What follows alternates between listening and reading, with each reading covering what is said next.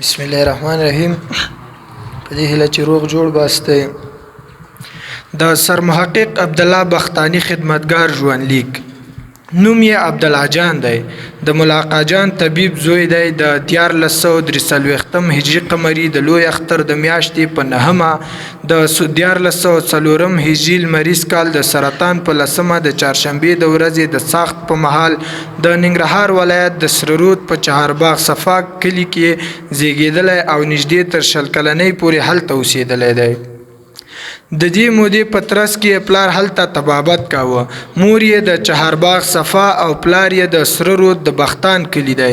ډیر کلونه د کابل ښار د خیرخانې په دریمه برخه کې ژوند کړی. لومړنۍ زده کړې له خپل مور او پلار نه پیل کړي او بیا د نورو استادانو څخه پر مخ بیولې دي.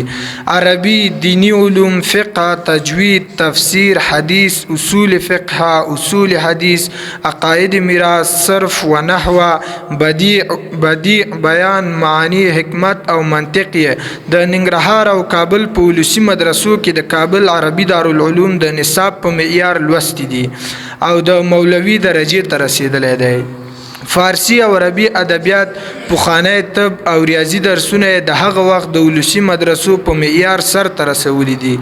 تاریخ، جغرافیا، فیزیک، کیمیا او بیولوژي د بکالوریا په معیار په شخصي توګه مطالعه کړي دي. په فلسفه، ټولنپوهنه، سیاست او سایکالوژي کې پراخه مطالعه کړې ده. د دینی علومو، ادبیاتو، طب او ریاضي مشهور او مهم استادان یې دي.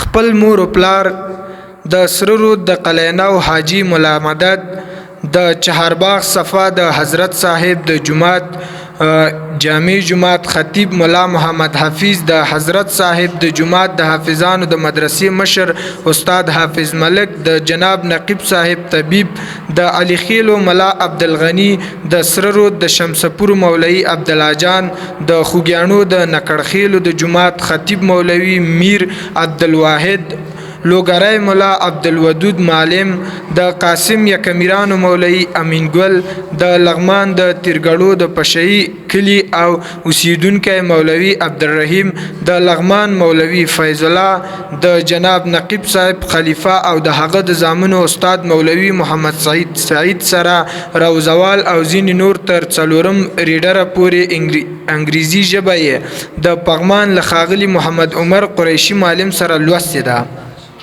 په پښتو ژبه کې څوک استاد نه لري او خپل د خپل ځان ښوونکی دی.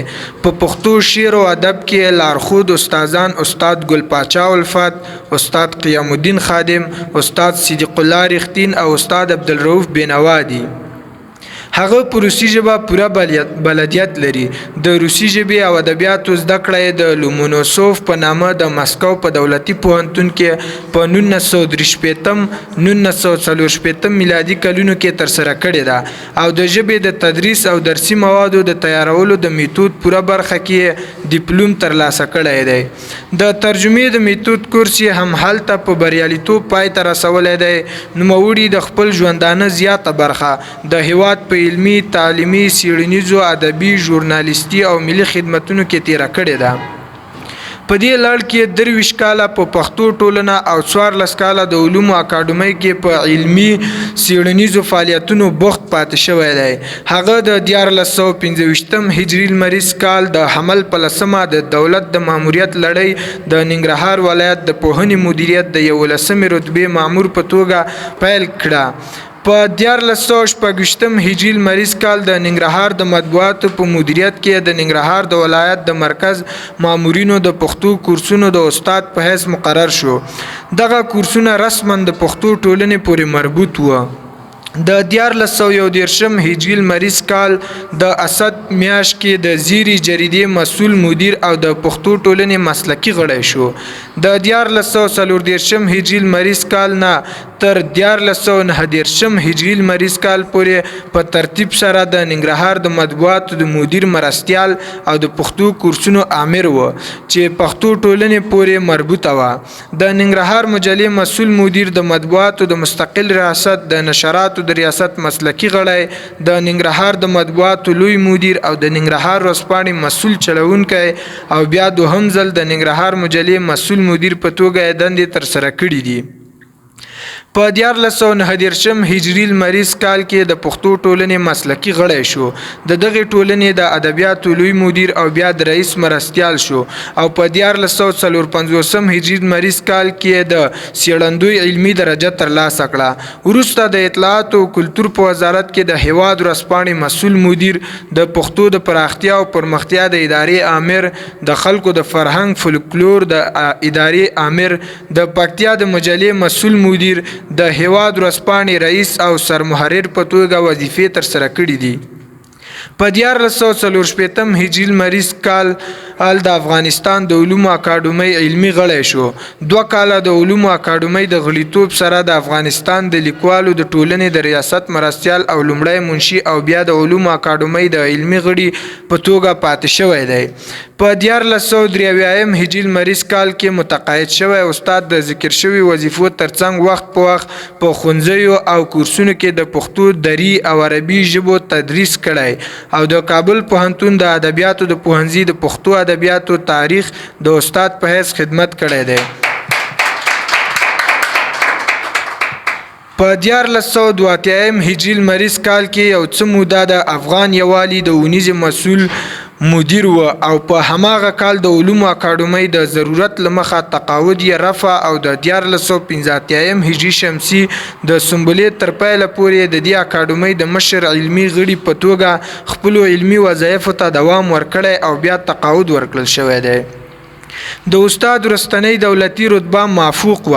استاد په 1455 هجري لمریز کال کې د پښتو ټولنې لخوا د څېړندوی لوړه علمي درجه ترلاسه کړې.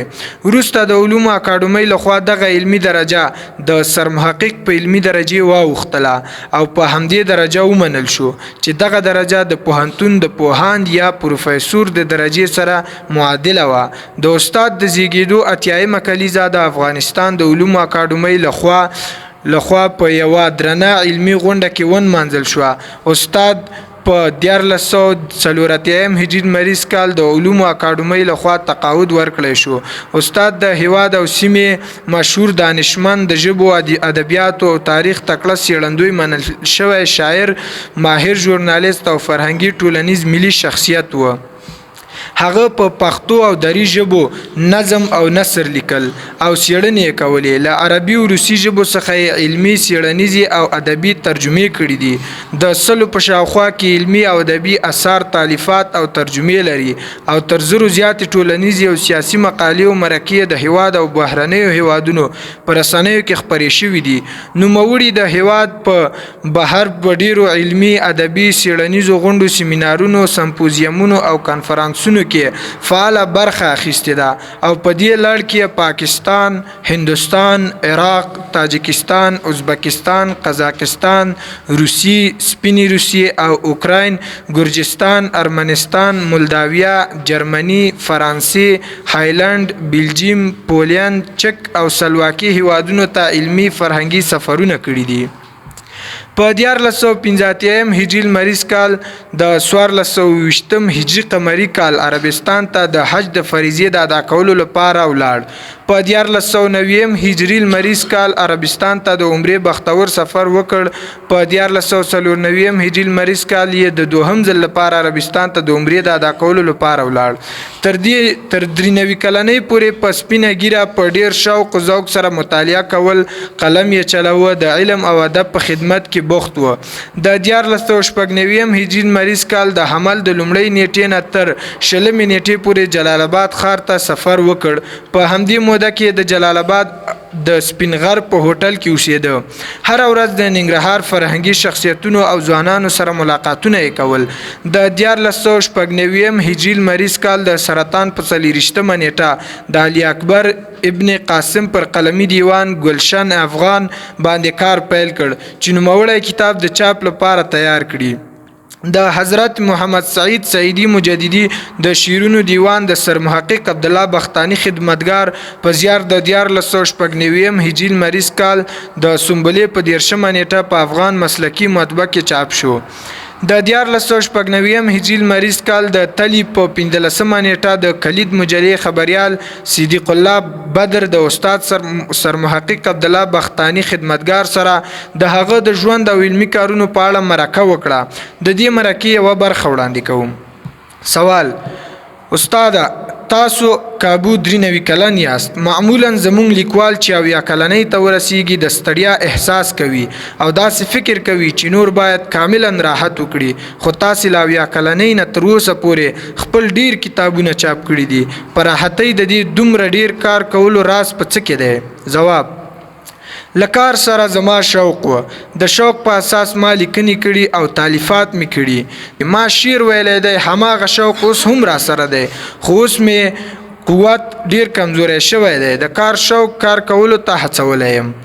د 1499 هجری لمریز کال د عقرب د لومړۍ نیټې نه تر 4مې نیټې پورې د ورپېښې ناروغۍ له امله د ملي امنیت په روغتون کې بستر و. د 1499 هجری لمریز کال د قوس په 5مه نیټه د ژوندون تلویزیون خبریال د استاد سرمحقق عبدالله بختانی خدمتگار د ژوند او فرهنګي فعالیتونو په اړه تلویزیونی مرکه وکړه. د 1499 هجری لمریز کال د جدي په میاشت کې د استاد ناروغۍ مخ په زیاتېدو شوه او هغې مرحلې ته ورسید چې د کار او علمي فعالیتونو نه پاتې شو او په بستر کې پروت و. د 1499 هجری لمریز کال د هود په 5مه نیټه د شنبې د ورځې د ساخت په مهال د ورپېښې ناروغۍ له امله د 93 کلونو په عمر وفات شو. انا لله و انا الیه راجعون. روح دې ښاد وي. توجه څخه